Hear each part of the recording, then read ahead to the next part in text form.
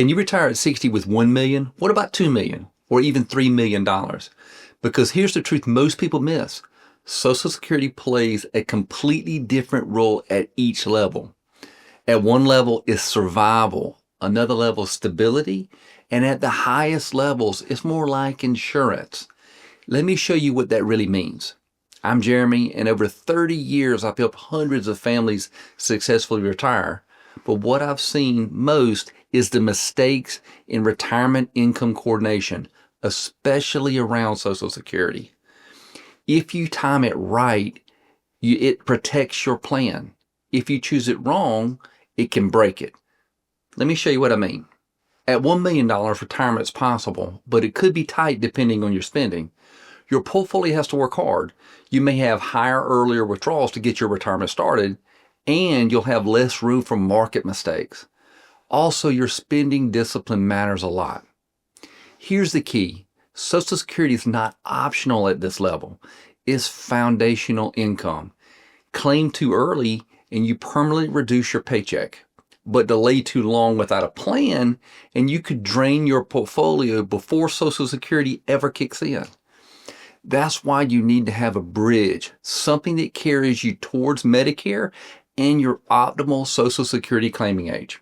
According to JP Morgan, for most people, Social Security replaces over a third of your pre-retirement income. At $1 million, that's not just a nice bonus, that's a major piece of your paycheck. Your claiming decisions directly affect whether your plan holds together or falls apart. One bad timing choice can cost you 6 figures over your lifetime. Let me show you what I mean. I had a woman call into the office not too long ago. She was 60, not married, and she hated her job. But here's the thing, she was fairly frugal and she saved very, very well. We sat with her and ran the numbers, and we were able to show her how to walk away from that job she didn't like. Here's what we did. We put a plan together that showed her how to cover her expenses until Medicare kicked in at age 65, delay Social Security to an age that made sense based on our family's longevity history, and doing it all without the fear of running out of money. That's what real precision looks like at this level. Now let's move on to $2 million. This is where retirement starts to feel a little different. So if you're a couple at this level, you might be spending around $150,000 a year or more. That means from age 60 to 65, your portfolio is bridging the gap, covering everything before Social Security and Medicare kicks in. Now, your withdrawals are going to be higher earlier on. Yes, that's totally normal, and that's by design. But here's where the shift happens. Social Security becomes a stabilizer, not a lifeline. Once your benefits kick in, everything changes. Your portfolio withdrawals drop sharply. Your withdrawal rate moves closer to the 4.5% to 5% range, and the pressure on your investments during a bad market eases up. You see, Social Security smooths the ride and reduces the sequence of returns risk. Let me give you a real example. I had a couple come in, both 61, both still working, and both pretty miserable about it. They had about $2.2 million saved, and they were spending right around $150,000 a year. Their biggest fear was running out of money if they quit too soon. Now, we sat down and mapped it out. We used what's called a split strategy, and here's how it works. The lower earning spouse claims Social Security early, maybe 62 or 63. That gets income in the door right away, and it takes pressure off their investments. Meanwhile, the higher earning spouse delays their Social Security benefit all the way 67, 68, or even 70. Now, why do we do this? Because every year the higher earner delays, their benefit grows by 8% per year, and it caps out at around 70 years old. That's a guaranteed raise you can't get anywhere else. And here's what most people miss. That larger benefit also becomes the survivor benefit too. So if one spouse passes away, the other keeps that higher check for the rest of their life. We staggered their claiming ages, coordinated their income, and built a withdrawal plan for their first 5 years of retirement. And when they saw it all laid out, they finally felt comfortable to retire, and they retired 6 months later. Victory! Now let's talk about the $3 million level. This is where flexibility shows up.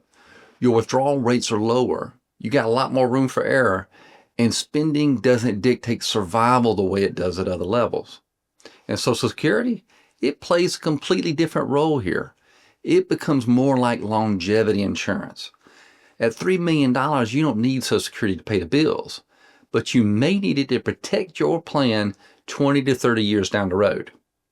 It protects the surviving spouse. If one spouse passes away, the other one keeps the higher Social Security check, so you don't get a financial hit on top of an emotional one. It hedges against longevity risk because running out of money at age 88 is a real problem, and we don't want you to be a greeter at Walmart unless you want to. And this creates a guaranteed income stream for later in life, an income that no market crash can touch.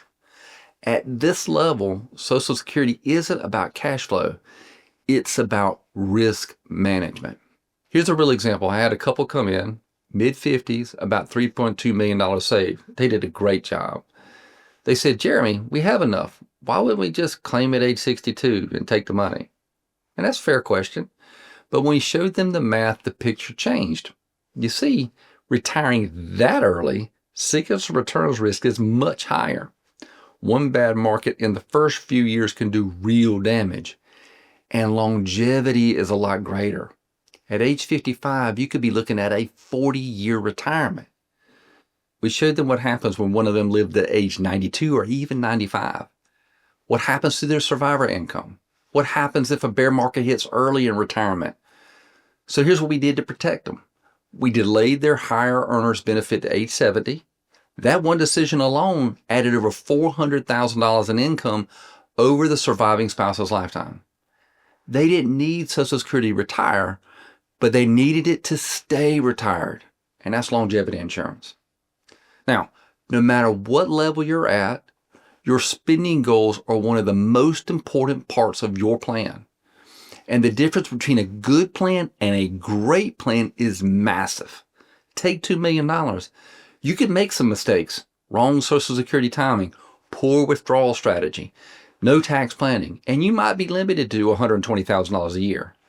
But if you do it right, you may be able to get $150,000, $180,000, even $200,000 a year on that same $2 million. That's a completely different retirement. And that's the power of coordination.